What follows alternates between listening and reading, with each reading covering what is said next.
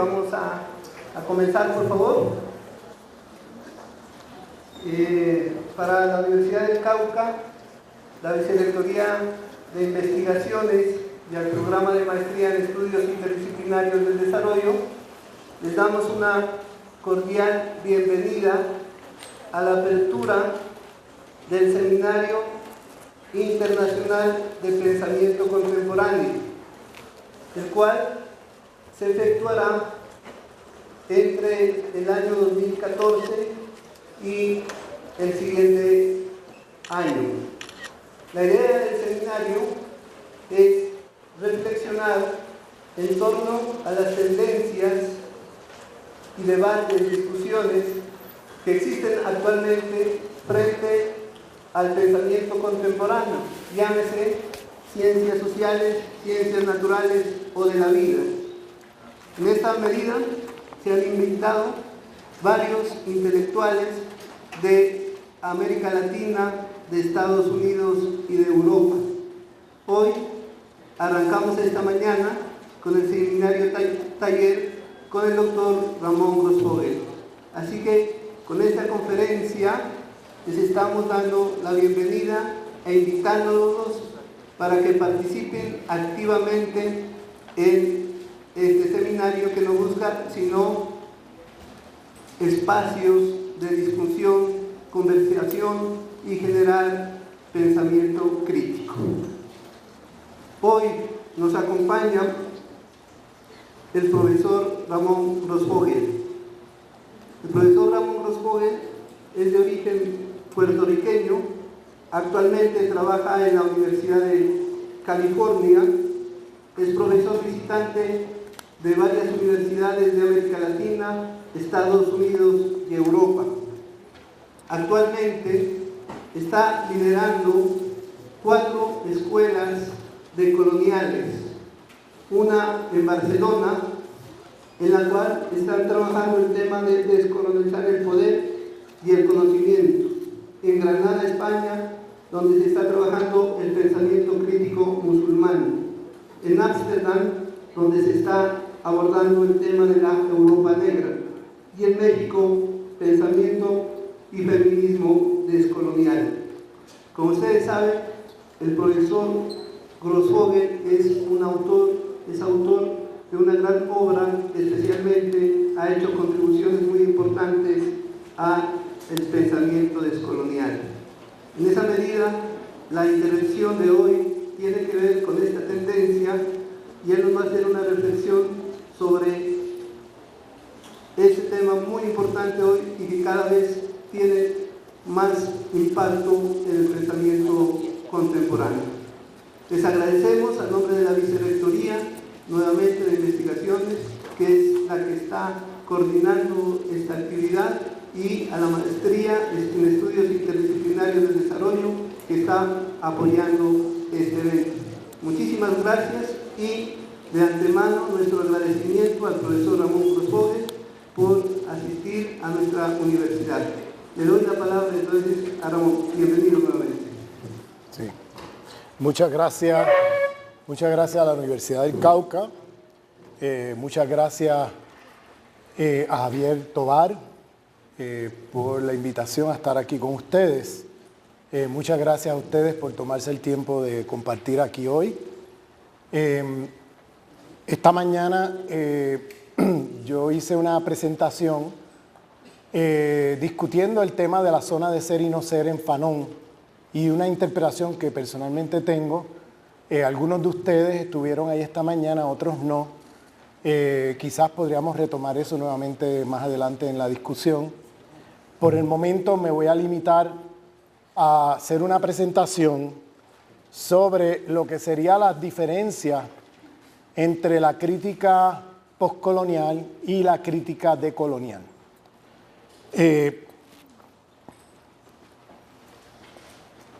Esto es un tema que antes de comenzar quiero aclarar que yo no quiero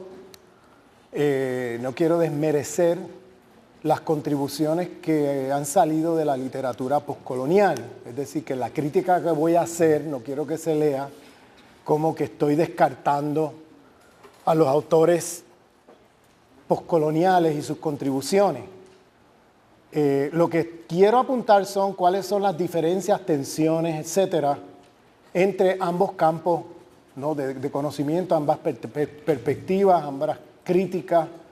Usualmente cuando decimos crítica decolonial, la tendencia, sobre todo en espacios académicos, es subsumir la crítica decolonial a la crítica postcolonial.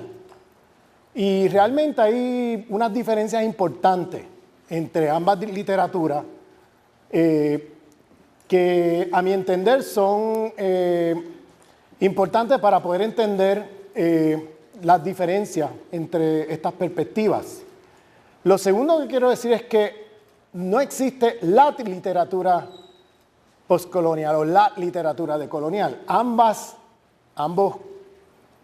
campos, si le quieres llamar así, o ambas perspectivas o críticas, son heterogéneas. Y hay muchas diferencias al interior de cada una.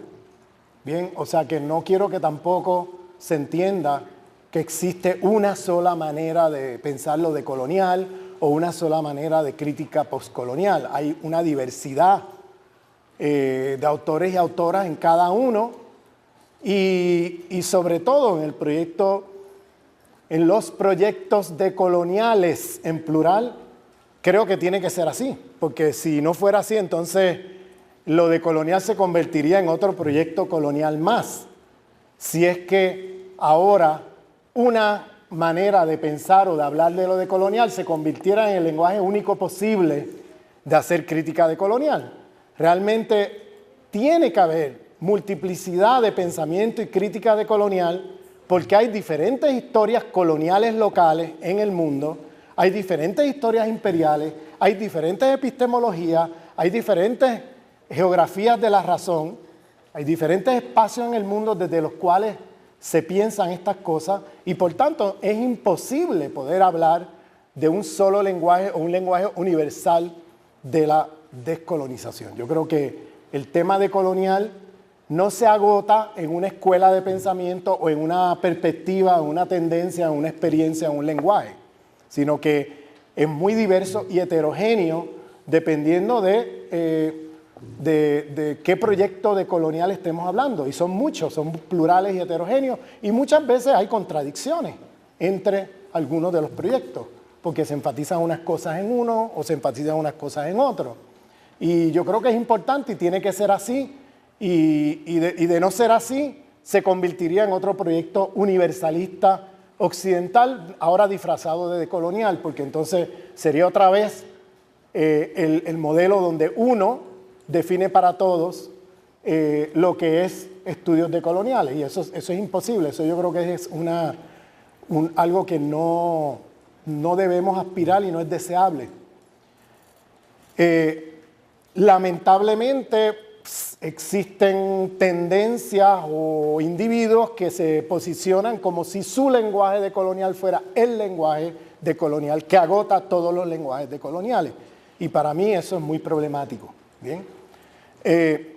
Habiendo hecho esas aclaraciones, quiero comenzar por hablar de,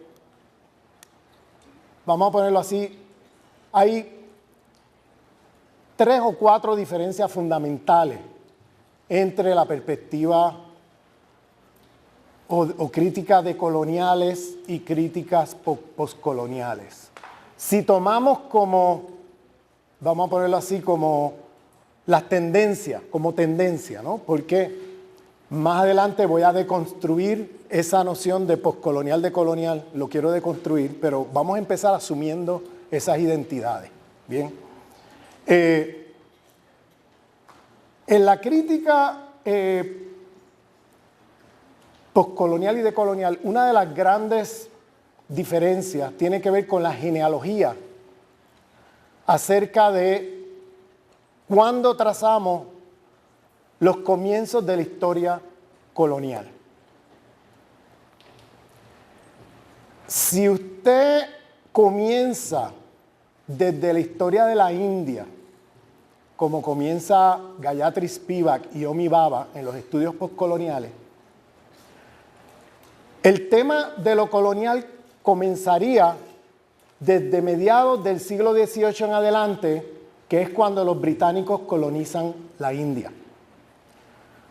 Si usted comienza desde el Medio Oriente, que es desde donde Edward Said, uno de los grandes exponentes de los estudios postcoloniales, comienza, que es cuando los comienzos de la historia colonial en el Medio Oriente son fundamentalmente como tendencia y con fuerza en el siglo XIX.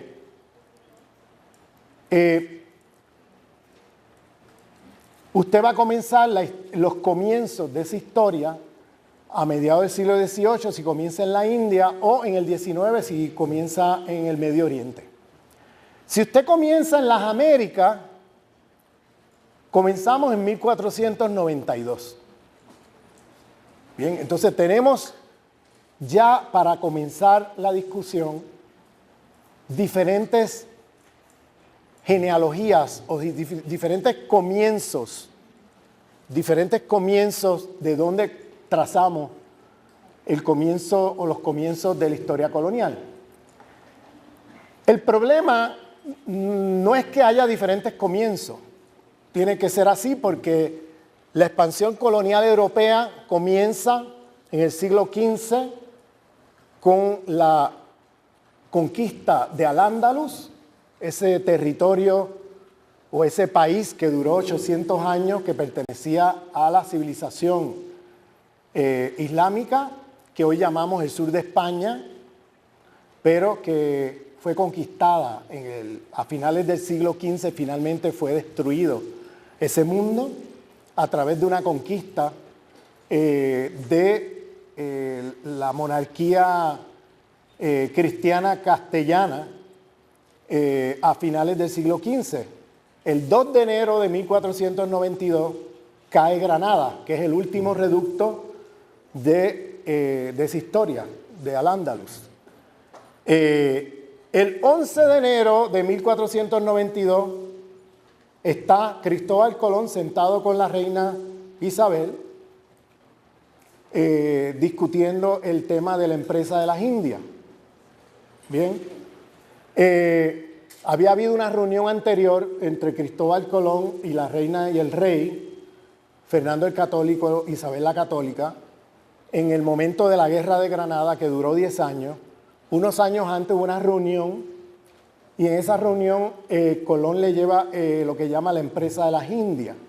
Y la empresa de las Indias, él le llamaba porque él andaba con mapas chinos, y esos mapas chinos que habían llegado a Italia vía las misiones del Vaticano en la China. En ese momento nadie en Europa sabía leer esos mapas, y por un error geográfico de Colón, él le llamó a este territorio de acá, Norte, Centro y Suramérica, ¿no? Que estamos usando también nombres que no corresponden a los nombres de la época tampoco, porque las Américas es otro nombre colonial, pero en ese momento él le llamó las Indias, porque él creía que esto era la India. Sobre todo que en los mapas chinos aparece la India como una extensión peninsular de la China, no como es ahora que aparece Norteamérica conectado por el estrecho de Bering con Asia, y por tanto el Océano Pacífico es enorme. En los mapas chinos el Océano Pacífico aparece más pequeño, y Norteamérica se conecta con una extensión peninsular de la China. Bueno, Colón vio eso, y me imagino yo que como se sabía que la India estaba cerca de la China, él vio eso y dijo, esto es la India. Entonces le puso el nombre de la India, y todavía al día de hoy le llamamos a los pueblos de este continente con un nombre muy colonial, le llamamos indios a las poblaciones que ocupaban este territorio antes de 1492, durante y después, ¿no? Y ese es un nombre que viene, que es un nombre colonial, porque se homogeneiza una diversidad de pueblos en una categoría que es muy colonial, indio, ¿no? De ahí en adelante se le llamó indio a los pueblos de acá, pero eso es un error geográfico de Cristóbal Colón. En la primera reunión, él le presenta el proyecto al rey y la reina, y ellos dijeron, bueno, esto está muy bien, pero esto lo vamos a hacer una vez unifiquemos el territorio una vez caiga Granada y tengamos una corona con un estado, una religión, una identidad, una población. ¿Bien? Y luego pasamos al plan B, que sería el de la empresa de las Indias. Colón se refugió en Santa Fe, un pueblo que queda a unos kilómetros de Granada, donde estaban asentadas las fuerzas militares cristianas listas para entrar a Granada. El 2 de enero cae Granada, de 1492. El 11 de enero se reúne Cristóbal Colón con el rey y la reina en una sala del Palacio de la Alhambra, ¿no? Que era el palacio del sultanato granadino, que lo ocupa ahora con la caída de Granada, la monarquía cristiana de Fernando e Isabel la Católica. Y se traen su corte ahí, y en una sala de la Alhambra se reúne Colón con el rey y la reina, y ahí le da la reina la autorización legal de ir a la conquista de este lado del mundo, y le da los recursos económicos, financieros y todo, y la autorización de pasar al plan B, ¿no? 10 meses después llega Colón, el 10 de octubre de 1492, a las Américas. Bien, si comenzamos la historia colonial en 1492, en ese momento de la caída final de ese mundo que se llamó Al-Ándalus y de la conquista de las Américas, si comenzamos ahí, vamos a tener, o si comenzamos en el siglo XVIII, a partir de la colonización británica en la India, o si comenzamos en el XIX, a partir de la colonización británica y francesa en el Medio Oriente, esto va a tener implicaciones teóricas, políticas y epistemológicas. Esa genealogía de los comienzos tiene importantes implicaciones que, a mi entender, constituyen una de las diferencias fundamentales entre la perspectiva crítica decolonial y la perspectiva crítica postcolonial.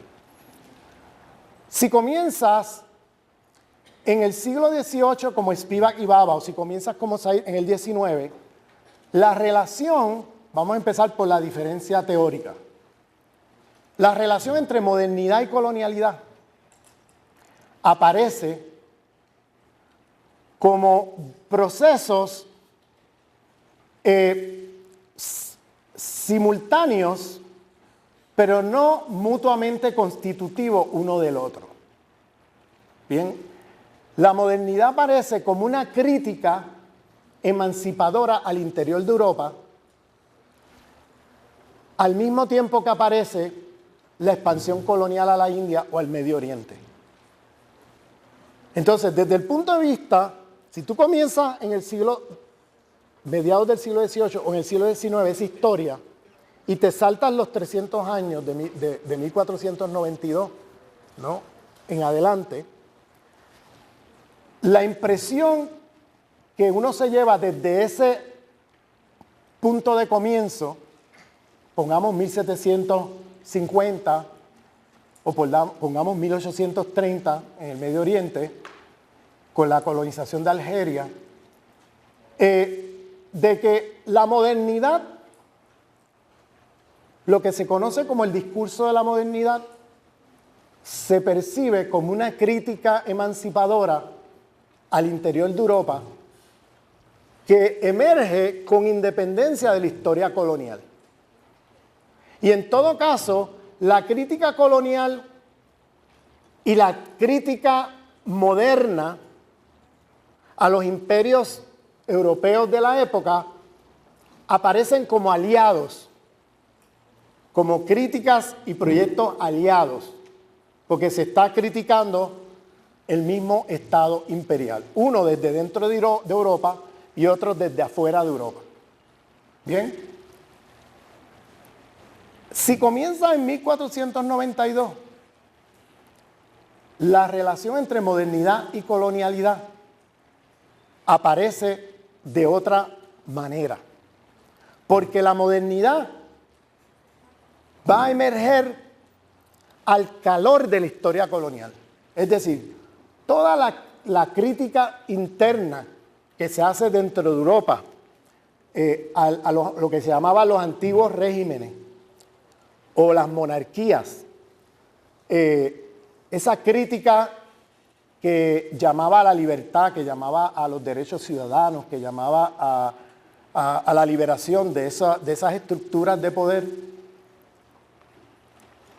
esa crítica nace al mismo tiempo que se está dando la historia colonial, y la limitación de esa crítica es que esa crítica no toma en cuenta, al llamar a la liberación de los pueblos colonizados, sino que esa crítica constituye una crítica, vamos a ponerlo así, eurocéntrica del eurocentrismo, una crítica desde el interior, que no problematiza la relación de Europa con el resto del mundo, que no problematiza la relación de Europa con la conquista, con algunas excepciones aquí y allá. Pero como regla, esa crítica interna a Europa, que se vino a conocer como la crítica moderna o la perspectiva moderna, que hace un llamado a la libertad, que hace un llamado a los derechos individuales, que hace un llamado a derechos ciudadanos, a la constitución de estados democráticos, de estado-nación, etcétera, etcétera, es una crítica que surge, si lo miras desde 1492, al calor de la expansión colonial. En otras palabras, la crítica, el pensamiento de la modernidad, si tú lo ves desde 1750 o 1830, aparece como una crítica emancipadora dentro de Europa. Pero si tú lo ves desde 1492, se te aparece de otra manera, porque aparece como una crítica eurocéntrica al eurocentrismo, como una crítica al interior de los imperios, sin cuestionarse las estructuras imperiales de esa Europa imperial con el mundo no europeo. Entonces, esa crítica viene ya envenenada de colonialidad, porque esa crítica al interior de Europa no se plantea una crítica radical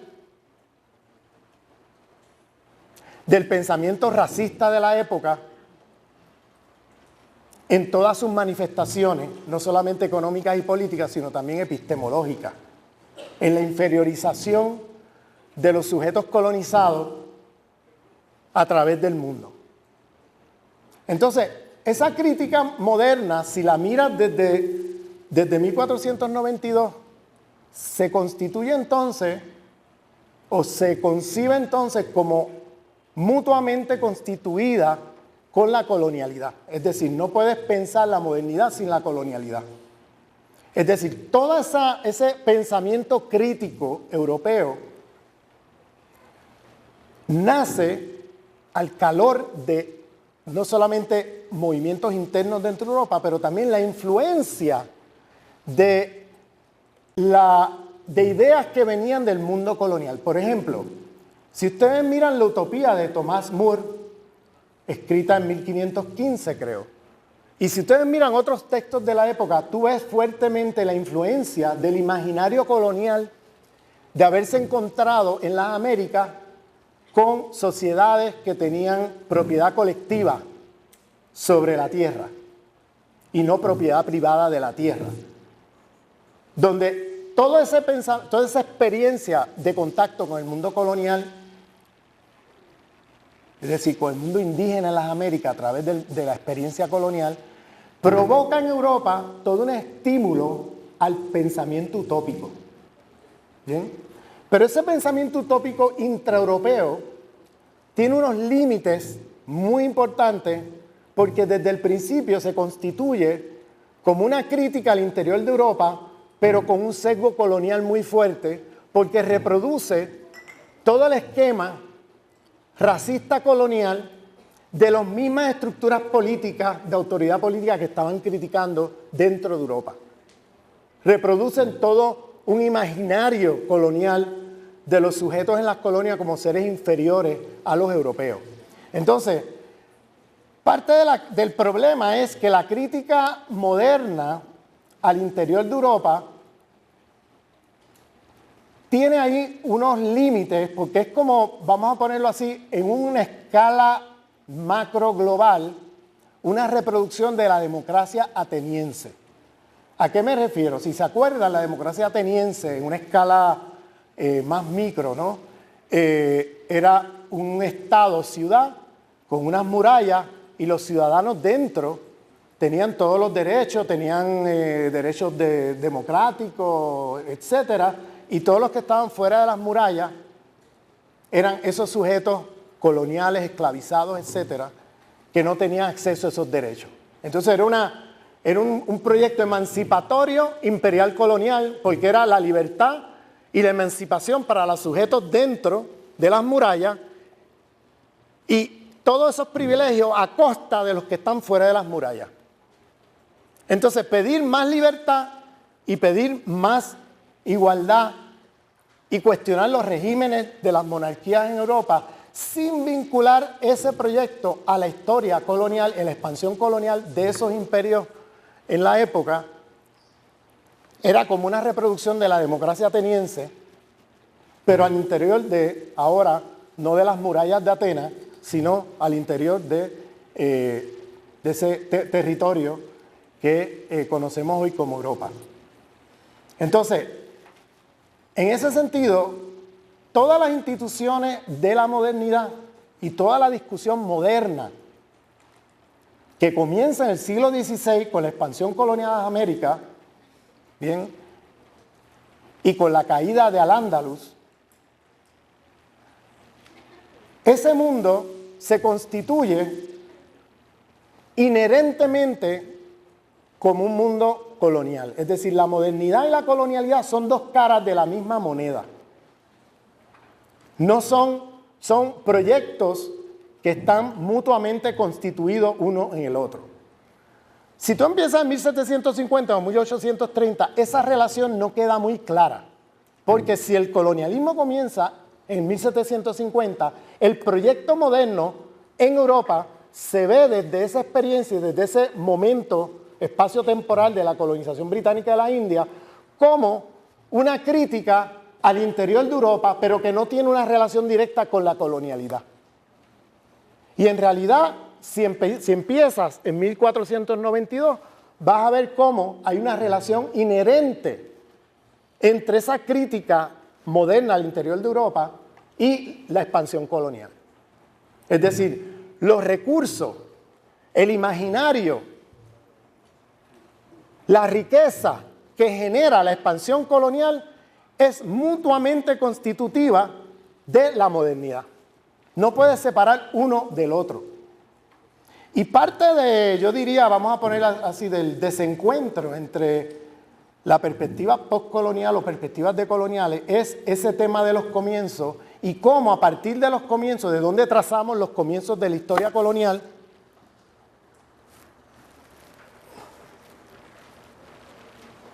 esto se cayó ahí. Cómo a partir de esos comienzos se plantean entonces diferencias en cómo entender la relación entre colonialidad y modernidad. Bien. Una cosa es que las transformaciones modernas que se dieron al calor de colonizar otros pueblos, de extraer riqueza de otros pueblos y de extraer también conocimientos de otros pueblos, así fue como se dio la modernidad europea y el ascenso de Europa en relación a otros países en el mundo, al calor de la historia y la expansión colonial. Entonces la modernidad y todos sus aspectos positivos desde el punto de vista eurocentrado se dieron sobre los hombros de la colonialidad y la esclavización del resto del planeta. Por tanto, desde el punto de vista de ese lado, de ese otro lado de la moneda, de la colonialidad, la modernidad no es un proyecto emancipatorio, sino un proyecto civilizatorio. La modernidad es un proyecto civilizatorio y no un proyecto emancipatorio. Eso plantea una diferencia muy fuerte con la literatura postcolonial, que ven en la modernidad una crítica emancipadora dentro de Europa y un proyecto emancipatorio ¿bien? Y no ven la relación entre modernidad y colonialidad, no la ven como mutuamente constitutiva o como una inherente a la otra o como dos caras de la misma moneda. Bien, y eso tiene que ver mucho con un tema de la genealogía, de dónde comenzamos esta historia. Bien, de hecho, gran parte de los métodos que usaron para colonizar el resto del mundo comenzó en la conquista de Al-Ándalus. En la conquista de Al-Ándalus se trajeron los métodos de la conquista de Al-Ándalus a las Américas. Luego en las Américas crearon nuevos métodos y nuevas narrativas de conquista que luego se las llevaron a África y a Asia. Entonces, si tú empiezas en 1750 la historia colonial y te saltas la historia de la colonización, 300 años de historia de colonización de las Américas, te va a aparecer la llegada británica allí a la India o la llegada en el siglo XIX de británicos y franceses al Medio Oriente como algo, como algo que sucede de una manera, vamos a ponerlo así, novedosa.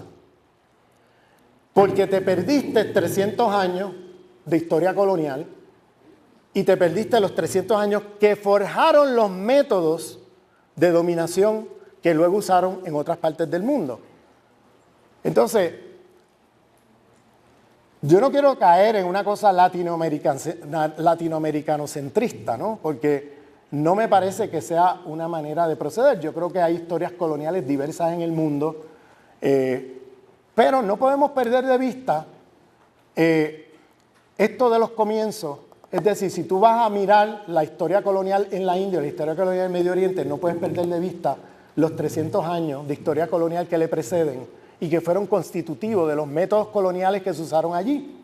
Porque ellos ensayaron muchísimos métodos. Por ejemplo, el tema de la encomienda, que no tengo tiempo de elaborar aquí, que fue uno de los métodos de trabajo coercitivo a la cual someten a los indígenas de las Américas, eso no comenzó aquí, eso comenzó en la conquista de Al-Ándalus, en la conquista de musulmanes y judíos en el siglo XV.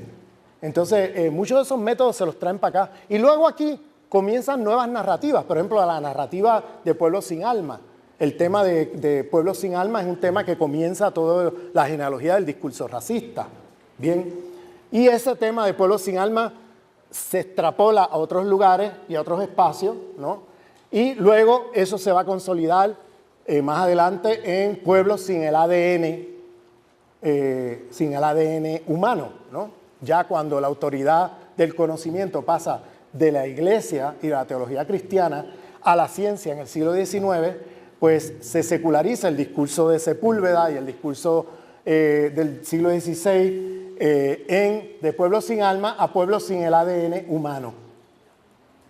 El discurso de las casas de cristianos, de bárbaros a cristianizar, el discurso de las casas. Se va a secularizar con la antropología y la ciencia social en el siglo XIX a primitivos a civilizar. Es decir, estos son narrativas racistas donde tienes por un lado el racismo clásico biologizante que llamamos hoy, que comienza con Sepúlveda o desde antes de Sepúlveda, y la otra línea genealógica que es el discurso racista culturalista civilizatorio, que es el que maneja las casas. Entonces vemos cómo estos discursos del siglo XVI se secularizan con el nuevo proyecto pseudocientífico en el siglo XIX y de pueblos sin alma pasamos a pueblos sin el ADN humano y de bárbaros a cristianizar pasamos a primitivos a civilizar. Bien, entonces, si tú comienzas en el XIX, esa historia, ¿no? Y no tienes la idea de larga duración de la historia colonial, pues no se ven las conexiones entre una cosa y la otra. Pareciera como el racismo hubiera nacido en el siglo XIX con el racismo científico. Y en realidad el racismo comenzó mucho antes, 300 años antes, en la conquista de la América en el siglo XVI. Lo que pasa es que el discurso en ese momento no pasaba por un discurso cientificista, pasaba por un discurso racista teológico.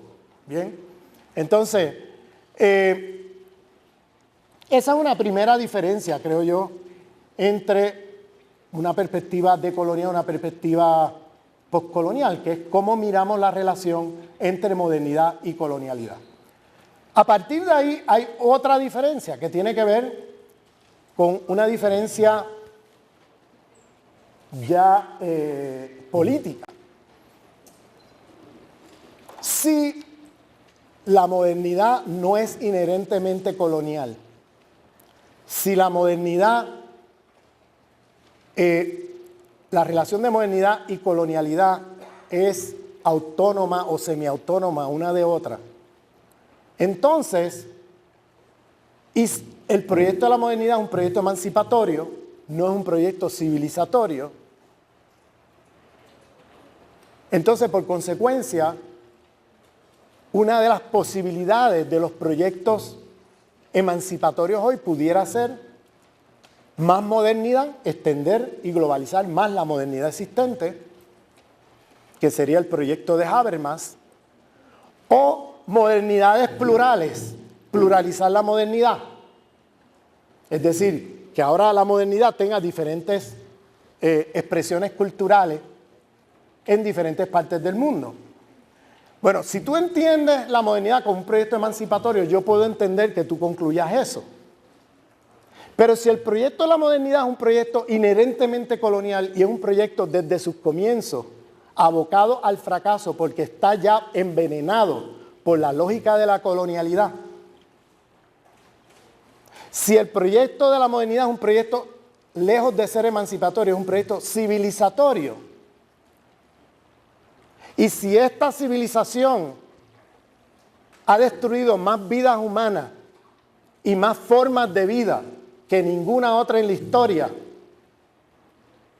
al punto que hoy día no sabemos si de aquí a 100 años cuántas especies y formas de vida subsistan o sobrevivan a esta civilización occidentalocéntrica. No sabemos ni siquiera si los humanos vamos a poder respirar de aquí a 100 años oxígeno. Si esta civilización, que es una civilización de muerte, como le llaman los aborígenes indígenas del mundo, porque es una civilización destructiva de la vida humana y no humana, entonces la solución a los problemas que enfrentamos en el mundo hoy no puede ser más modernidad o pluralizar las modernidades. Porque la modernidad ya sabemos lo que es. Y es este desastre en que estamos. La modernidad es esto. Si tú quieres más de esto, porque eres masoquista, muy bien. Yo no quiero más de esto. Yo quiero, de alguna manera, acabar con esto. Y por eso el proyecto de Dussel, de la transmodernidad, es un llamado a cómo superamos esta civilización de muerte, cómo superamos, cómo vamos más allá. El trans ahí es un ir más allá de este mundo moderno colonial. No es el más allá, no se trata de posmodernidad, que viene a ser una crítica eurocéntrica al eurocentrismo, o una continuación de lo mismo. No se trata de modernidades plurales, ni se trata de más modernidad, porque si es un proyecto civilizatorio de destrucción de la vida, pues ya sabemos lo que es y no necesitamos más de eso. En todo caso, lo que necesitamos es trascenderlo. Bien. Ahí hay otra gran diferencia en cómo concebimos las implicaciones políticas, ¿no?, de esos comienzos. O sea, hay una diferencia teórica en cómo vemos modernidad y colonialidad. Hay una diferencia política en cuál sería un proyecto político de cómo vamos hacia adelante. Y hay otra diferencia epistemológica. Y es que si tú concibes la modernidad y los críticos de adentro de Europa, de esa modernidad, como proyecto emancipatorio, y no ves el sesgo colonial de esos propios proyectos emancipatorios al interior de Europa, no ves los límites eurocentrados de esos proyectos, y no ves cómo a partir de ese proyecto moderno colonial se constituyó el privilegio del hombre occidental en el plano epistemológico, eso queda nublado porque no estás viendo cómo la modernidad y la colonialidad son mutuamente constitutivas. Entonces no problematiza el tema del canon de pensamiento, el tema de los autores y autoras que manejamos para pensar el mundo. Una de las grandes fallos, diría yo, de la universidad occidentalizada, hay que siempre hablar con nombre y apellido, la universidad occidentalizada, que es, por ejemplo, la Universidad del Cauca, o universidades en Río de Janeiro, o en Dakar, o en Nueva Delhi, o en París, o en Nueva York. No dije universidad occidental, dije occidentalizada, porque estoy hablando de una estructura de poder del sistema mundo que aparece en todos lados y que después de 500 años de expansión colonial aparece por todas partes, pero le llamamos la universidad. No le llamamos la universidad occidentalizada. Le llamamos las ciencias sociales, no decimos las ciencias sociales coloniales. Fíjense que en esas disciplinas se privilegia hombres de 5 países. Se privilegia hombres de Italia, Francia, Inglaterra, Alemania y los Estados Unidos. Y esto es una observación que hace Boaventura de Sosa Santos. En esa universidad se privilegian hombres de 5 países. El canon de pensamiento de las disciplinas pasa por ahí. Hay excepciones a la regla.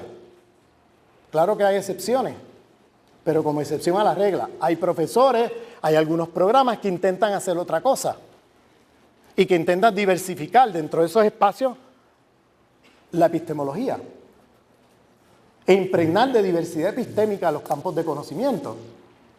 Pero eso no es la regla. La regla es que usted se supone que domine los autores de estos 5 países y que luego los aplique a otras partes del mundo. Eso es lo que usted viene a hacer a la universidad occidentalizada. Aprender los autores de estos 5 países y luego aplicarlos a otras partes del mundo. Los autores de nuestros países que pensaron los problemas de nuestros países no aparecen en los cánones de pensamiento, excepto como excepción a la regla. Aparecen invisibilizados, aparecen fuera del canon. Entonces, venimos a la universidad occidentalizada a aprender lo que las teorías que produjeron científicos sociales, sociológicas, científico-políticas, económicas, históricas, filosóficas, estéticas, podemos ir sobre la lista, pero producida por hombres de 5 países, porque ni siquiera las mujeres de los 5 países están incluidas allí. Y no me digas que las mujeres de los 5 países no pensaron sociología, no pensaron antropología, no pensaron filosofía, no pensaron estética. No me vengas con ese cuento. Porque hay una lista larga de pensadoras de esos 5 países que han pensado esas cosas, pero no aparecen en ninguna lista como parte del canon de pensamiento. Ya no hablar de mujeres y hombres del resto del planeta. Bien. Entonces, ahí se produce lo que yo llamo racismo, sexismo epistemológico. Le llamo racismo, diagonal, sexismo epistemológico, como epistemología fundacional de la universidad occidentalizada. ¿Por qué le llamo racismo epistémico? Porque se inferiorizan los conocimientos de todo el planeta, excepto el conocimiento de los hombres de 5 países. ¿Por qué le llamo sexismo? Porque se inferiorizan los conocimientos de todas las mujeres, occidentales o no occidentales, en relación al conocimiento de los hombres de estos 5 países. Eso tiene una historia, y es una historia que yo no puedo relatar aquí porque la relaté hace un año aquí y no voy a repetir esa conferencia, porque tiene que ver con los 3 genocidios epistemicidios del siglo XVI. Genocidio, epistemicidio, destrucción de seres humanos y destrucción de conocimiento en la expansión colonial europea.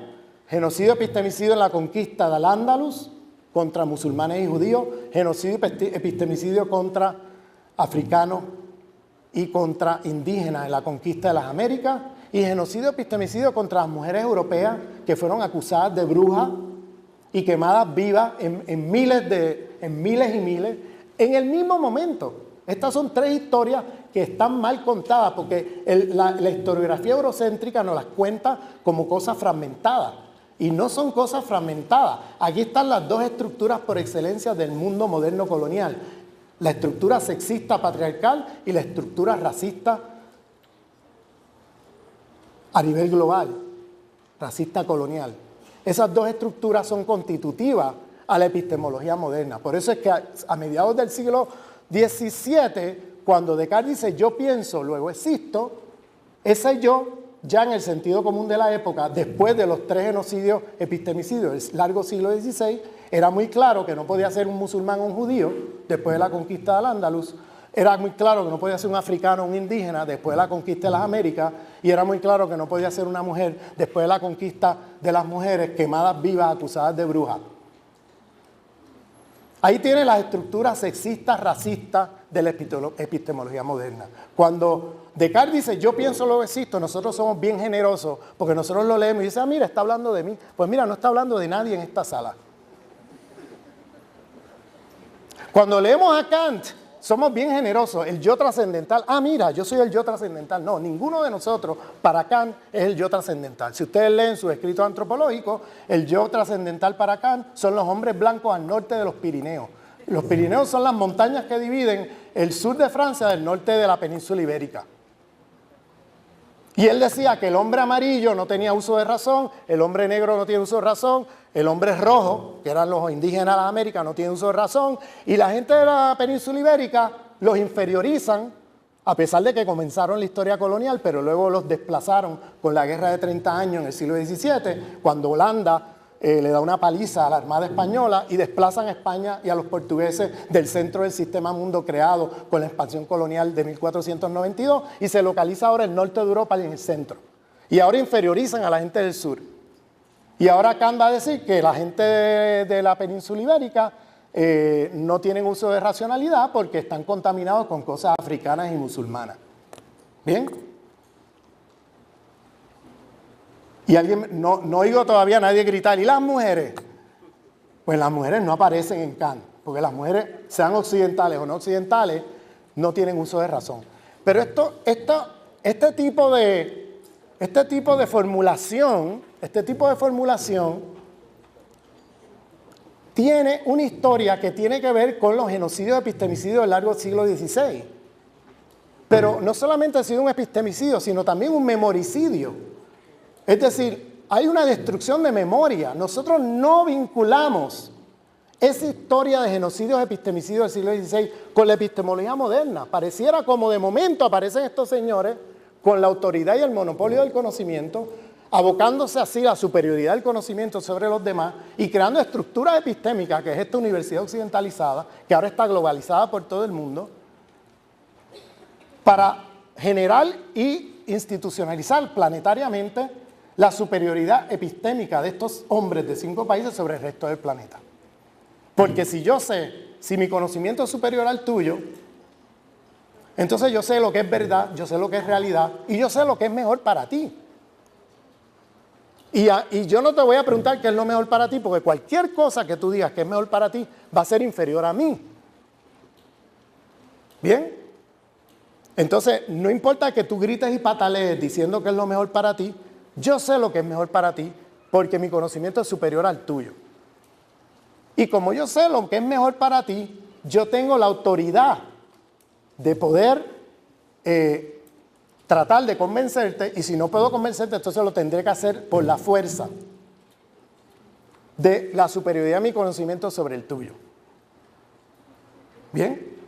Fíjense cómo esta estructura de conocimiento está entrelazada, trenzada con las estructuras imperiales coloniales de poder. Porque eso le da la autoridad al hombre occidental de decidir por los demás qué es lo mejor para los demás. Que ya tienen una estructura colonial jerarquizada en el plano epistemológico. ¿Bien? Entonces, volviendo al tema de poscolonial, de colonial, una de las grandes diferencias tiene que ver con este tema. Si para usted esa crítica desde dentro de Europa es ya emancipatoria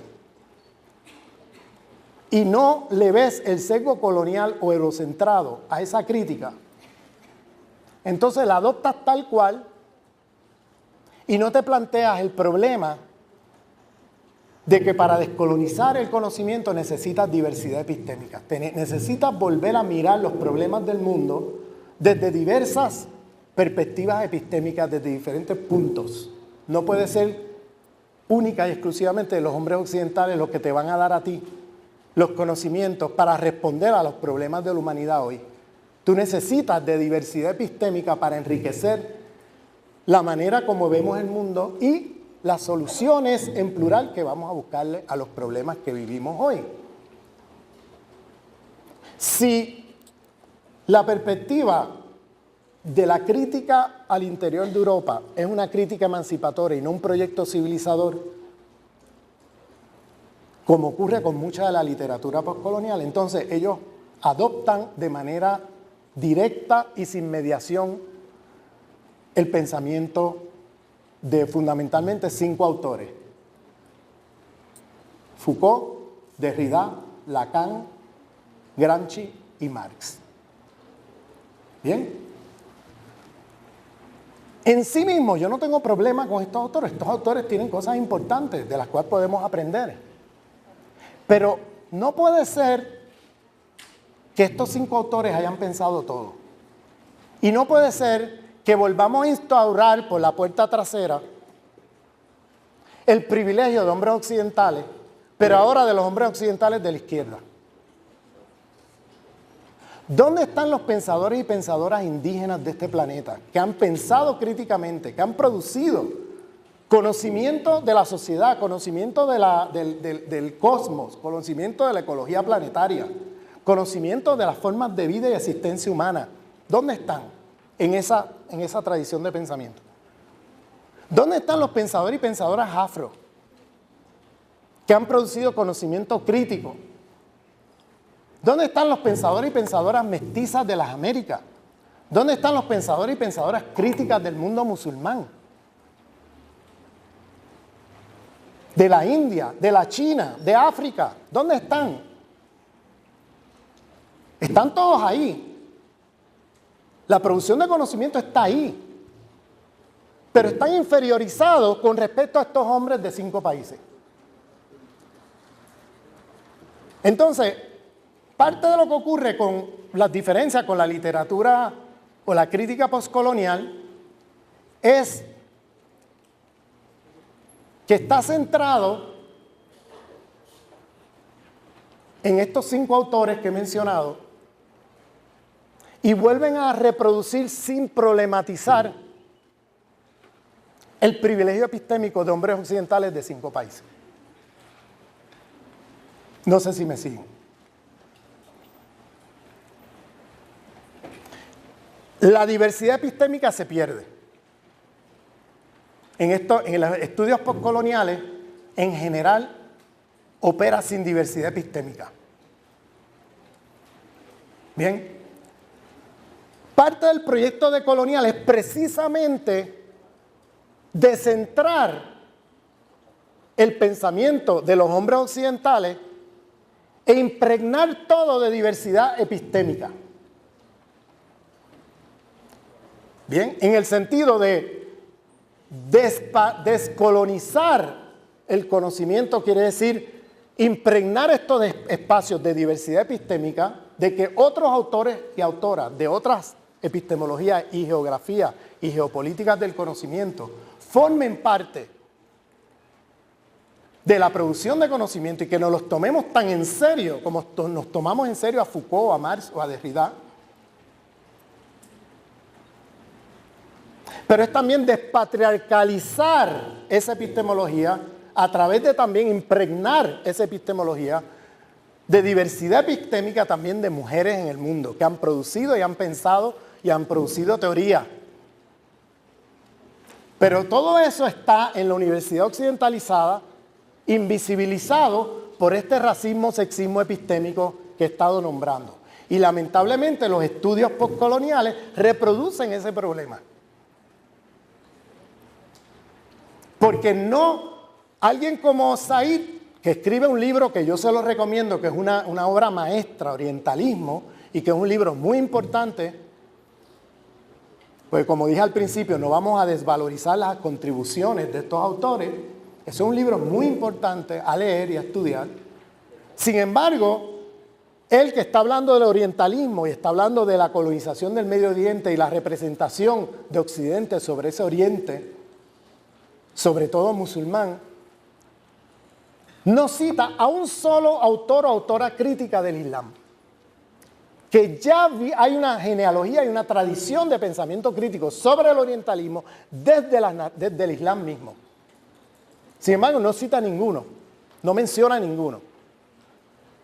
De la misma manera, podemos decirle Spivak o Baba, o mi Baba, que ambos son de la India y se limitan fundamentalmente, en el caso de Spivak, Marx Derrida, en el caso de Homi Bhabha, Lacan.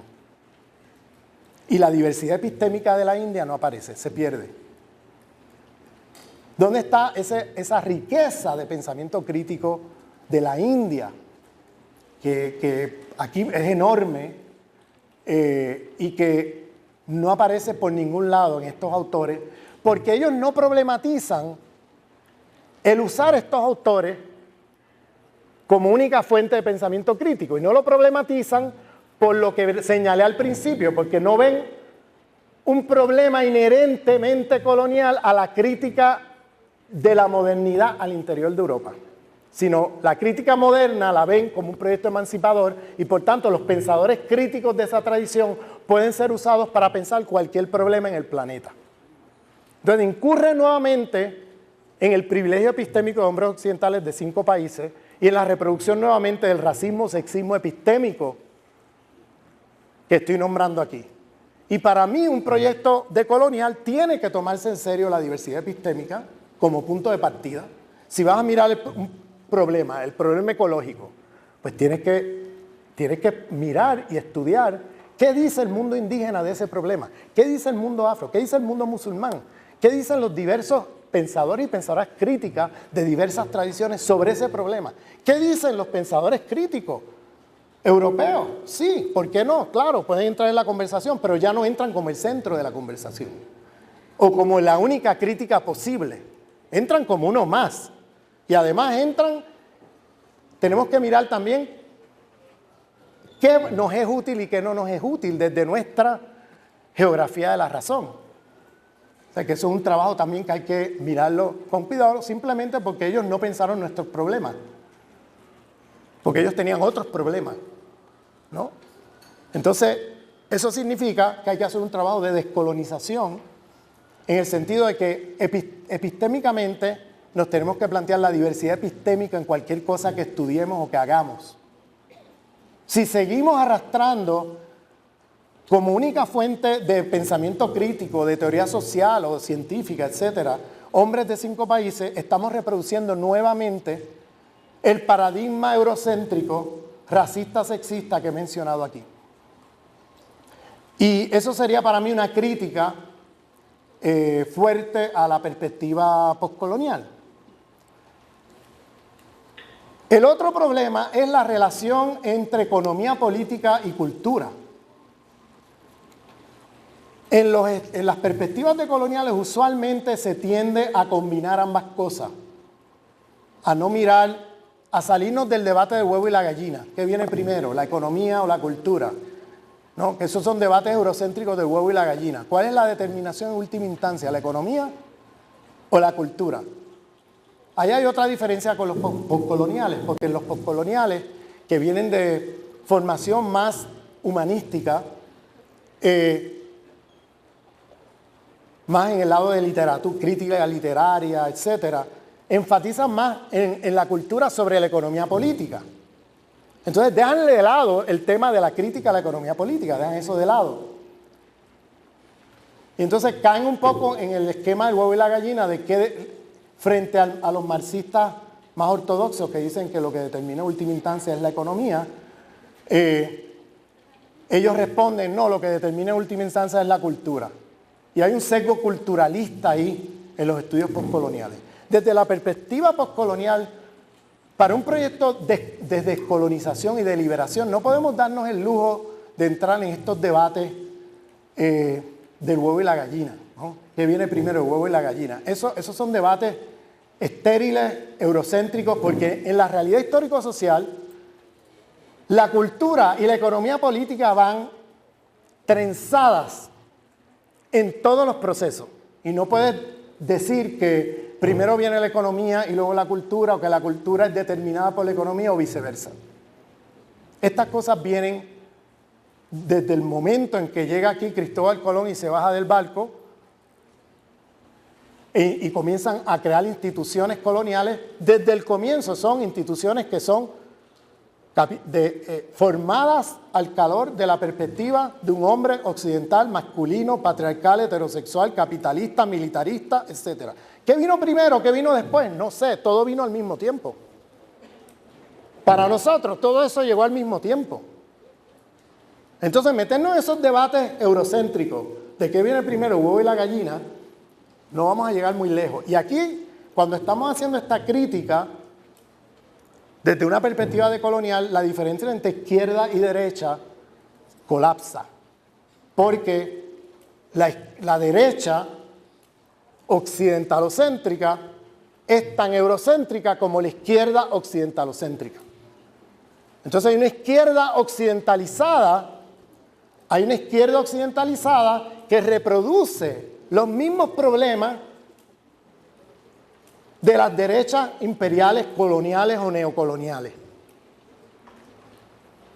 que frente al mundo llamado entre comillas no occidental reproduce todos los problemas otra vez, porque se comporta de manera racista, porque se comporta epistémicamente de manera como si fueran superiores sobre los otros. Yo sé que es lo mejor para ti, te trato de persuadir, no estás convencido, entonces por la fuerza te impongo lo que yo creo que es mejor para ti.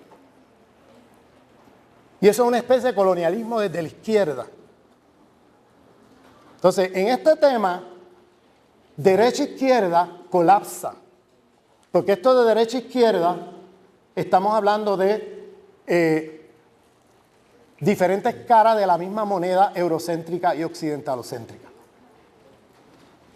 Bien, yo creo que a los colombianos no hay que explicarle mucho sobre esto, porque yo creo que ustedes viven esto de una manera bastante dramática. Esto de derecha a izquierda occidentalocéntrica, ¿no?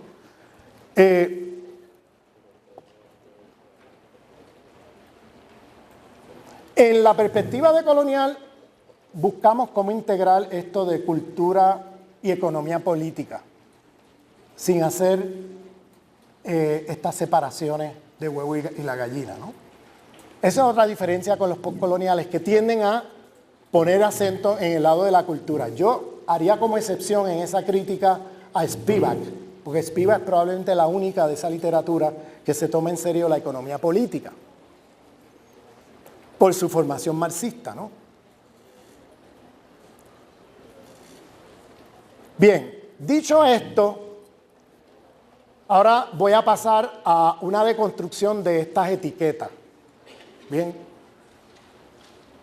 Le llamo etiquetas por lo siguiente, porque hay muchos autores postcoloniales que en mi definición serían decoloniales. Entonces, ahora vamos a romper las etiquetas. En esta definición que yo he dado aquí de lo que para mí sería decolonial, y hablo por mí, no quiero hablar a nombre de nadie, ni por nadie, hablo por mí. Yo personalmente creo que esta definición de lo decolonial que he planteado, hay muchos autores en la literatura postcolonial y que se identifican como postcoloniales, que para mí son decoloniales. Por ejemplo, Salman Sayid. Salman Sayid es un pensador que él se identifica como postcolonial, pero se toma en serio el pensamiento crítico musulmán. Es decir, diversifica su epistemología, ya no solamente tomándose autores del mundo occidental. Por ejemplo, él se toma muy en serio a Foucault, Derrida y a otros autores, pero también se toma en serio los pensadores y pensadoras del mundo musulmán. Y para mí, Salman Sayid, a pesar de que él se pone como etiqueta identitaria postcolonial, yo lo clasificaría en mi definición como decolonial. Bien, y hay otros autores que se llaman decoloniales que en mi definición estarían más del lado de lo postcolonial. Por ejemplo, autores que no se toman en serio la diversidad epistémica. Autores que no se toman en serio la diversidad epistémica. Autores que siguen produciendo conocimiento de una especie de universalismo que no se toman en serio el pensamiento crítico producido desde otros espacios geopolíticos, por ejemplo en las Américas. Y esa es mi crítica personal a Aníbal Quijano. Aníbal es el autor de la literatura del planteamiento de la colonialidad del poder, pero lamentablemente Aníbal no se toma en serio el pensamiento crítico indígena o afro en las Américas. Y a mí me consta que los conoce y se los ha leído. Personalmente he tenido discusiones con él sobre este tema. Y para mí, bajo la definición que yo estoy usando aquí, yo lo localizaría más como un pensador postcolonial que decolonial. Por esa razón, porque no se toma en serio la diversidad epistémica. Por eso dije hace un rato y comencé diciendo de que estas categorías de postcolonial, decolonial, estos son como etiquetas identitarias, de la cual son muy heterogéneos la gente que se identifica como postcolonial o que se identifica como decolonial. Son literaturas muy heterogéneas. Y en mi definición te puedes encontrar gente usando la etiqueta de identitaria de postcolonial, que para mí son más decoloniales que postcoloniales, en mi definición. O te encuentras otros autores o autoras que se llaman decoloniales, pero no se toman en serio la diversidad epistémica, y para mí entonces serían más postcoloniales que decoloniales, en mi terminología. ¿Bien? Por eso también quería deconstruir las etiquetas, porque lo importante no es la etiqueta, es qué es lo que estamos conceptualizando, qué es lo que estamos entendiendo, qué es lo que estamos, cómo estamos mirando estas literaturas, ¿no? Y cuáles son las implicaciones teóricas, políticas, etcétera, de definir la modernidad de una manera o de otra, ¿no? Y cuáles son entonces, cómo eso informa el debate de postcolonial o decolonial. Y en ese sentido, para mí, yo prefiero hablar de los contenidos, ¿no? De lo que yo entiendo que es decolonial, y a partir de ahí empezamos a ver cómo la línea fronteriza entre lo postcolonial y decolonial se cae, porque realmente tienes en el mundo de la literatura postcolonial mucha gente que para mí sería decolonial, y en el mundo de la literatura decolonial mucha gente que para mí sería postcolonial. Y entonces ya no me sirven esas etiquetas realmente para dar cuenta de lo que está pasando, ¿no? Ya esas literaturas no me sirven como identidad, ¿no? Llámate postcolonial o llámate decolonial, para mí lo importante es que entendamos que la modernidad y la colonialidad se constituyen como dos caras de una misma moneda.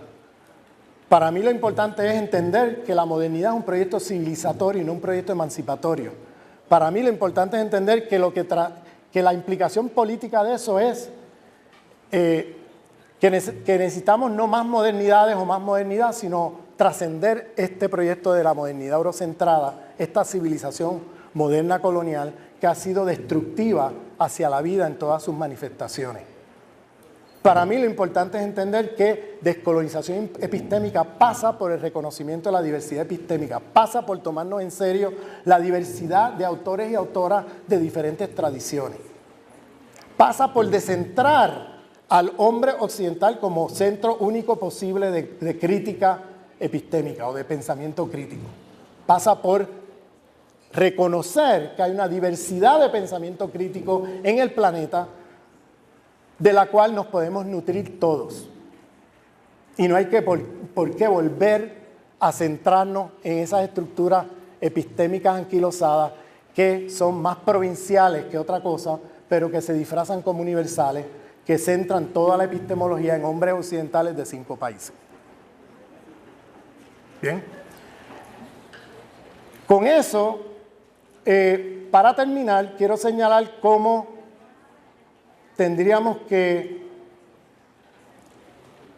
En muchos sentidos, aquí no estamos abogando por un fundamentalismo anti-europeo, y me gusta siempre hacer esa aclaración, porque cuando uno trata de centrar ese episteme de hombres occidentales, siempre te enfrentas con personas que cuando escuchan que uno llama a la diversidad epistémica, cuando escuchan que uno llama a romper con el universalismo y proponer un pluriversalismo, cuando escuchan que uno está llamando a trascender la modernidad y propone la transmodernidad, pareciera que escucharan que uno está diciendo que no se lean a los autores europeos, que uno es un fundamentalista antieuropeo y que ahora uno está en un oscurantismo de que no se lean autores europeos. Y eso no es lo que se está planteando. Lo que se está hablando es de diversidad epistémica. Lo que se está hablando es de centrar desde la geopolítica del conocimiento en la que uno está insertado, desde donde uno está en términos espaciotemporales, producir un conocimiento, y sí podemos leer autores críticos europeos, pero discernir grano de la paja, qué es útil y qué no es útil, a partir de nuestra propia geopolítica del conocimiento, a partir de nuestra propia tradición de pensamiento crítico, que puede ser indígena, que puede ser afro, que puede ser mestiza latinoamericana, que puede ser musulmana, que puede ser budista, que puede ser yoruba, que puede ser, o sea, hay una tradición muy diversa de pensamiento crítico en el planeta que no se agota en hombres occidentales de 5 países. Bien, y con eso termino y lo abrimos a discusión. Muchas gracias.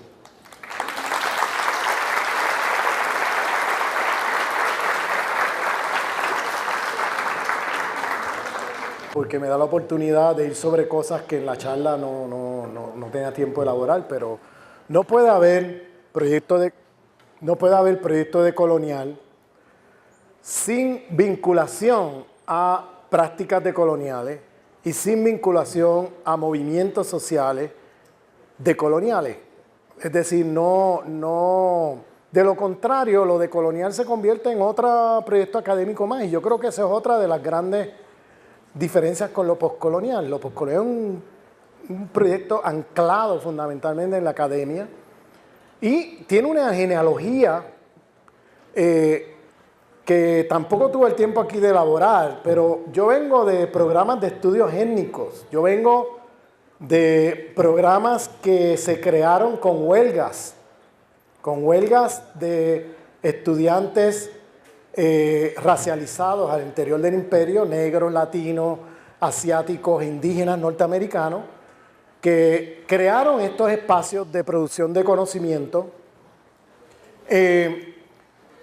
Y lo interesante es lo siguiente. Ahora les voy a dar a ustedes la perspectiva desde las luchas decoloniales dentro del imperio, de cómo nosotros vemos los estudios postcoloniales. ¿Qué pasó? Estas luchas por la creación de los estudios étnicos, estudios afroamericanos, estudios indígenas americanos, etcétera, crearon espacios epistemológicos donde por primera vez intelectuales de las comunidades racializadas pensaban desde el espacio de la Universidad Blanca sus propios problemas y producían conocimiento al servicio de la liberación de los pueblos.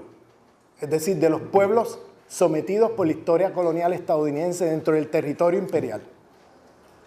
Bien, esa es una historia que acá no se conoce mucho, porque lamentablemente el imperio se encarga de que ustedes en los medios de información lean las políticas imperiales, esto, aquello, pero no se enteran de las luchas decoloniales dentro del imperio. Entonces los departamentos de estudios étnicos se articularon como un proyecto de pensamiento crítico decolonial desde adentro del imperio, arrancándole a la Universidad Blanca un espacio de producción de conocimiento crítico del conocimiento que se produce en los departamentos y las disciplinas común y corriente de la universidad occidentalizada. Bien. Entonces emerge toda una literatura de pensamiento crítico en los años 60 y 70 de comunidades negras, latinas, asiáticas, indígenas, norteamericanas, que comienzan a irrumpir en el espacio de la Universidad Blanca norteamericana. ¿Y qué pasa? Para poder contener esa crítica, Y además, gracias al movimiento de derechos civiles norteamericano, que se exige, además, cuotas de representatividad de minorías dentro de los espacios de las universidades, que se conquista eso, ¿no? Dentro de la universidad blanca, que incluye no solamente sujetos racializados, sino también mujeres. Y de eso se beneficiaron muchas mujeres blancas de las políticas de acción afirmativa. ¿Qué hizo la Universidad Blanca? Empezó a traer pensadores y pensadoras que son élites de la India, élites de África, élites del tercer mundo, y los meten en departamentos importantes, en universidades importantes de los Estados Unidos. Como una manera de decir, nosotros no somos racistas. Mira, aquí hay un negro, aquí hay un árabe, aquí hay un latino, aquí hay un... Pero no son gente de la historia colonial de dentro del imperio. Son gente que traen de afuera a ocupar esas posiciones para precisamente no tener allí adentro los intelectuales de esas luchas al interior. Y ahí nacen y se le da mucho empuje y prominencia a los estudios postcoloniales en los Estados Unidos. Desde el punto de vista de los departamentos de estudios étnicos, los estudios postcoloniales llegan como una manera de la Universidad Blanca neutralizar la crítica radical que se está haciendo desde los departamentos de estudios étnicos por intelectuales de las comunidades de la historia colonial estadounidense que están haciendo una crítica radical del imperio. Entonces, mejor traer gente que hable del imperio británico en la India o que hable del imperio francés y británico en el Medio Oriente. A traer gente del propio país que conoce la historia de ese país y que han participado de las luchas antirracistas de ese país. Entonces, la respuesta de la Universidad Blanca Americana a la conquista de espacios de producción de conocimiento y pensamiento propio, de los movimientos de sujetos racializados dentro del imperio, la respuesta fue programas como estos o perspectivas como esta, como estudios, darle cancha a los estudios postcoloniales. Yo no creo que era la intención de Said, ni de Spivak, ni de nadie de ellos hacer esto. Yo no estoy aquí haciendo una acusación personal. Yo estoy hablando de procesos estructurales, de por qué de momento esta literatura postcolonial adquirió tanta prominencia en las universidades del norte y sobre todo universidades como Harvard, como Columbia University, Princeton. Pero ese tipo de literatura la privilegiaban porque primero estaban hablando de los británicos en la India, de los franceses y los británicos en el Medio Oriente. No estaban hablando del imperio americano acá. Número uno. Y segundo, porque esos autores venían con un canon de pensamiento privilegiando otra vez a autores occidentales, ahora de izquierda, en menosprecio del pensamiento crítico que se produce desde geopolíticas del conocimiento de los pueblos llamados no occidentales, entre comillas. Eso generó entonces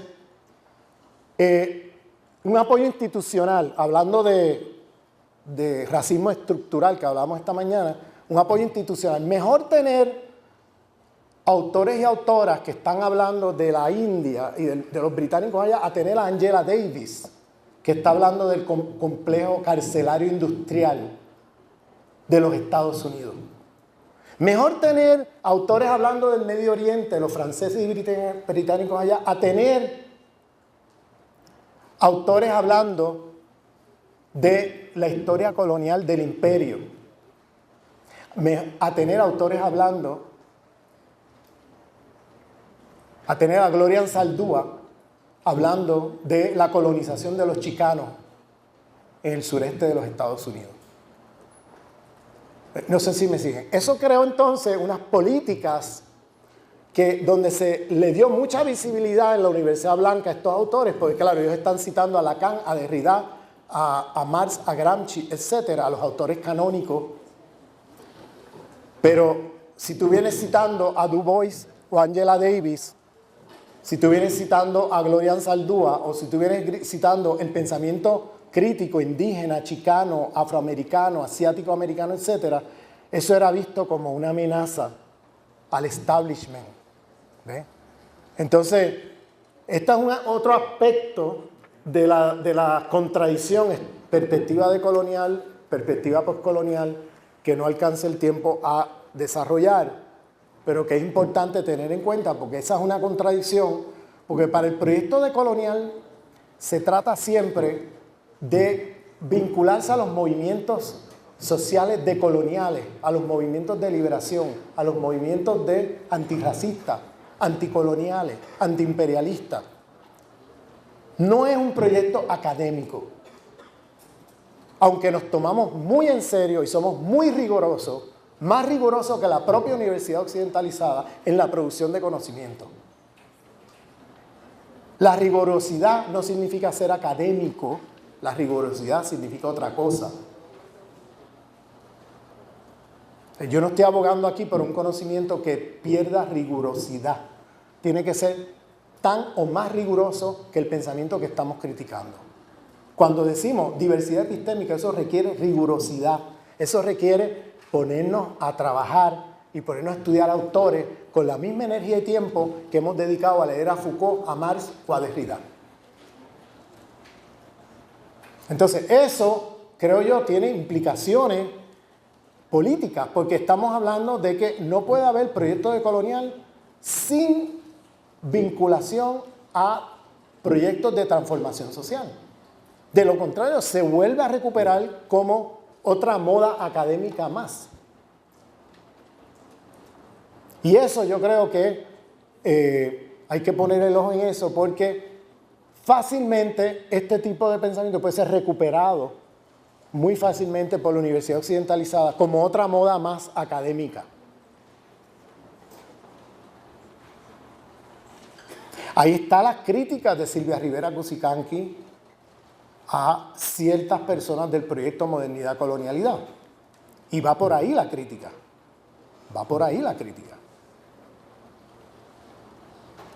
¿Bien? Va por ahí la crítica. Y creo que el llamado es cuidado, porque el proyecto decolonial puede fácilmente convertirse en otro proyecto académico más, en otra moda académica más, ¿no? En lugar de ser un proyecto como lo ha sido toda la vida. El pensamiento decolonial o los pensamientos decoloniales en plural existen desde el siglo XVI. Desde que Colón se bajó del barco, hay ya pensamiento y luchas decoloniales. Y entonces tenemos que mirar la producción de conocimiento. Cuando yo digo tomarnos en serio la diversidad epistémica del mundo, estoy pensando en esos autores críticos, pensadores y pensadoras críticas que están fuera del espacio académico, porque han sido también inferiorizados epistémicamente, Entonces no se leen en serio, no se les toma en serio. Y algunos de ellos ni siquiera han escrito libros, porque no vienen de tradiciones de escritura, vienen de historia oral, y por tanto, y no dejan de ser rigurosos y críticos, y no deja de haber ahí un pensamiento crítico importante. Y se trata entonces de eso, de nosotros, los que estamos en el espacio de la universidad occidentalizada, salirnos de estas fronteras y contaminar este espacio de diversidad epistémica. Y la diversidad epistémica está fuera de aquí. Está fuera de aquí, no está en las paredes de este lugar. Y eso significa un reto para todos los que estamos aquí. Y es tomarnos en serio ese pensamiento crítico. Yo no estoy abogando por un populismo epistémico. Yo no estoy diciendo que ahora, porque tú eres indígena o porque tú eres afro, pues ya tú eres decolonial. Porque sabemos que el éxito del sistema ha sido que aquellos que están socialmente abajo piensen epistémicamente como los de arriba. Eso es lo que llama Gramsci. Gramsci le llama eso hegemonía. De manera que yo no estoy diciendo, estoy abogando un populismo epistémico de noble salvaje, de que ahora todo lo que viene del mundo indígena o del mundo afro, del mundo musulmán o ya es decolonial. Eso es una tontería. Yo estoy hablando del pensamiento crítico que se produce desde allí contra los ejes de poder de esta civilización. De eso es que estoy hablando. De esos pensadores y pensadoras críticas que vienen de genealogía de pensamiento indígena, de genealogía de pensamiento africana, de genealogía de pensamiento musulmana, budista, yoruba, de diferentes tradiciones. Y que nos abramos a esa diversidad epistémica en todo lo que estamos haciendo y en la propia producción de conocimiento, y que contaminemos este espacio con esos saberes y esos conocimientos. Bien. Entonces, en términos de la crítica literaria, yo creo que se aplica todo lo que he dicho, es decir, hay una crítica literaria postcolonial, y de hecho de ahí es donde nacen los estudios postcoloniales, son fundamentalmente críticos literarios, todos ellos. Pero, ¿qué te digo?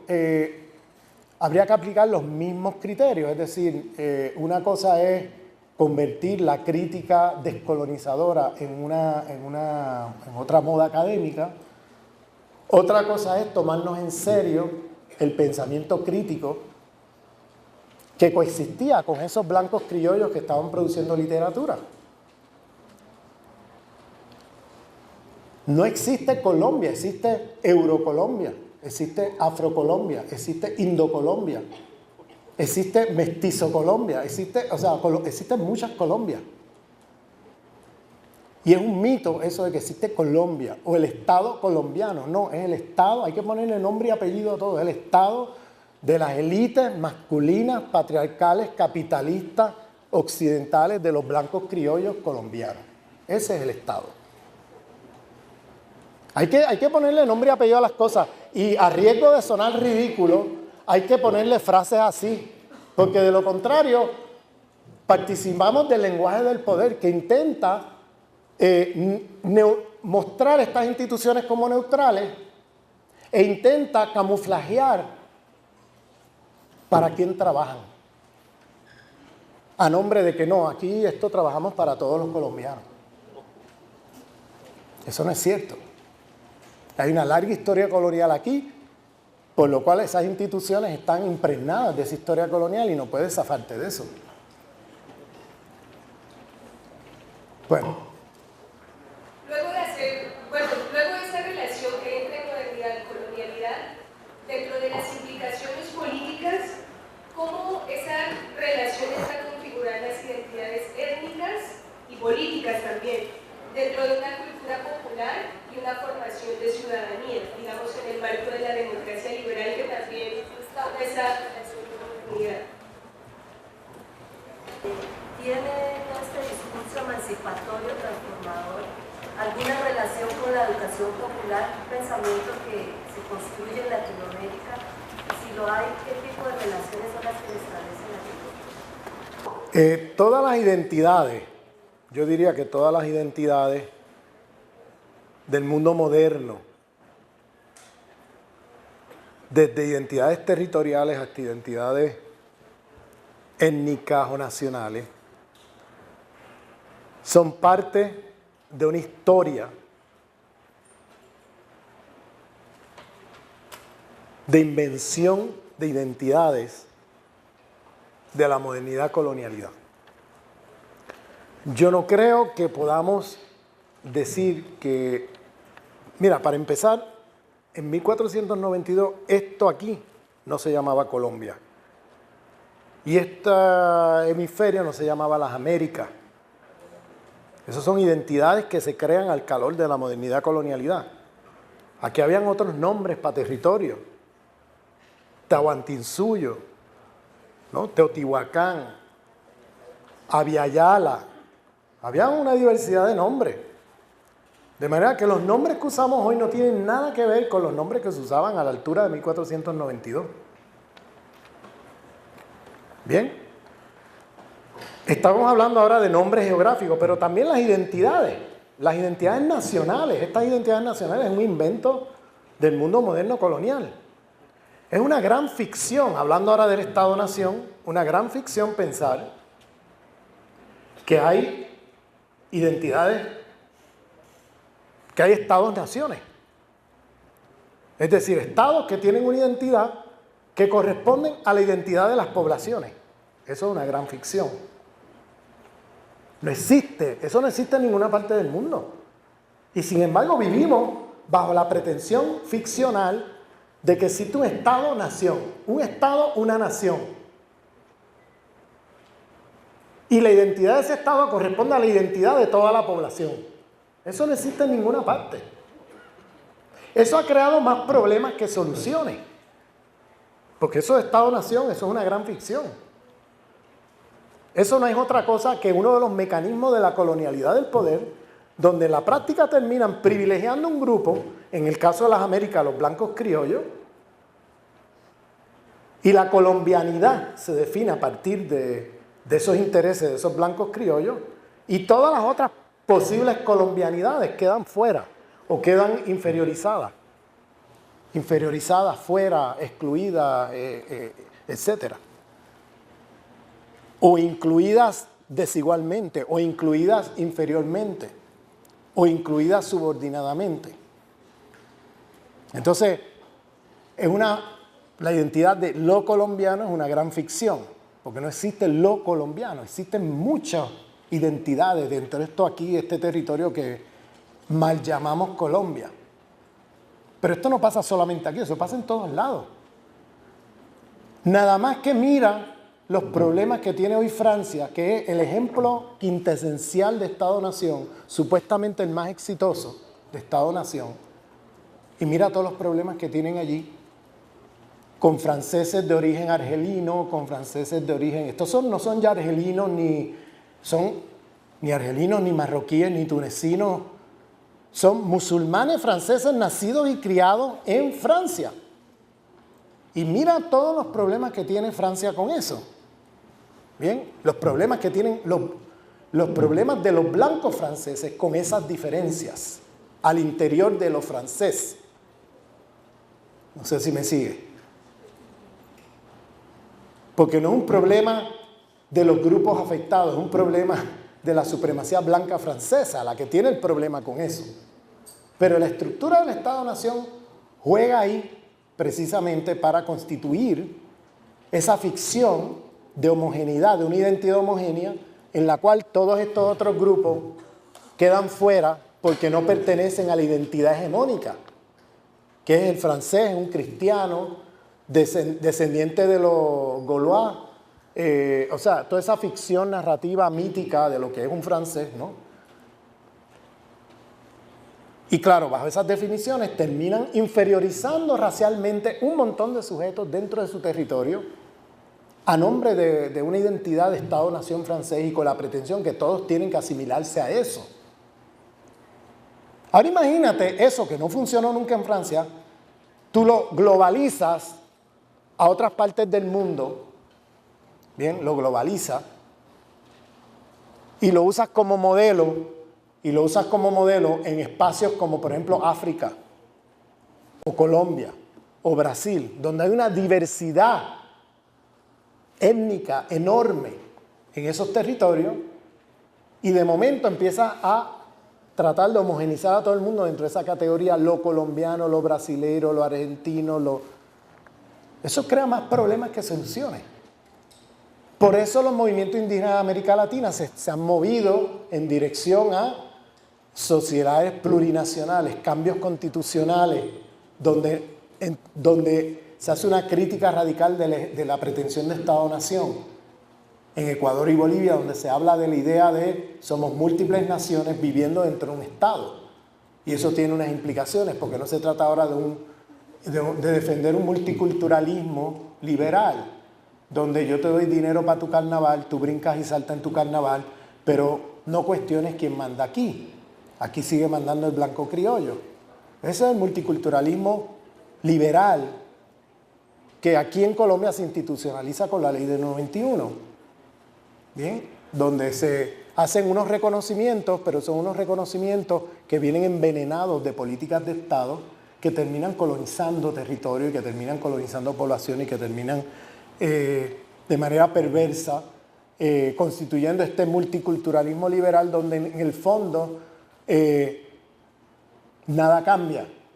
Es decir, En el fondo, el reconocimiento es un reconocimiento superficial del territorio, de la concepción de territorio y la concepción de identidad.